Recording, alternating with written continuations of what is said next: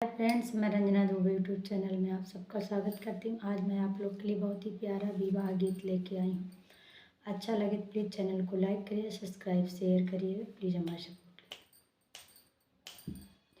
करिए। रामायण लक्ष्मण बन का चला गए, सीता का गोहने लगा जी।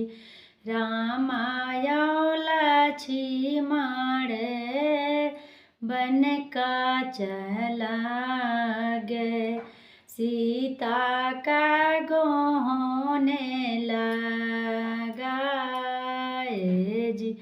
एक बाना गईले दूसरे बाना गईले, तीसरे में लागी गए पियास जी।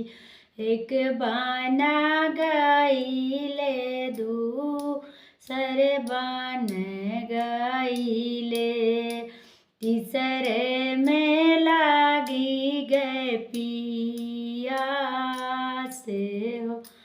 ऐसे केहू होते यही नगर की भूमिया, एक बूंद पानिया पियात हो। ऐसे केहू होते यही नगर के भूमिया, देताई पानिया पिया जी। इतनी बचने सुनी सीता का मन दे, भाई है घाई लाली है हाथ जी।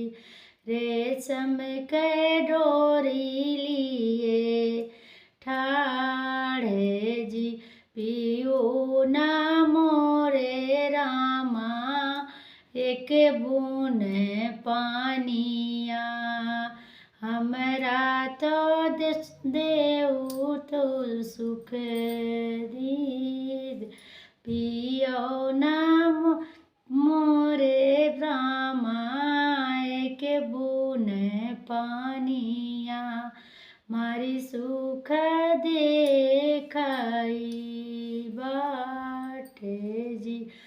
करी आए तू ही के करी आयु तू ही बारी दुलारी, के करी आयु तू पातो जी।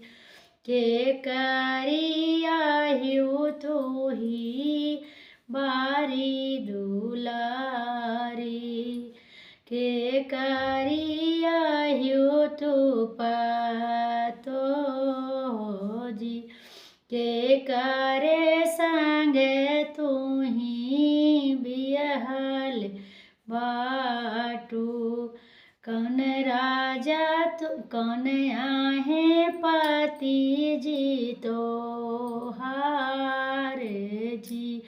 राजा जनक जी के बारी दुलारी, दशरथ जी के पातो जी।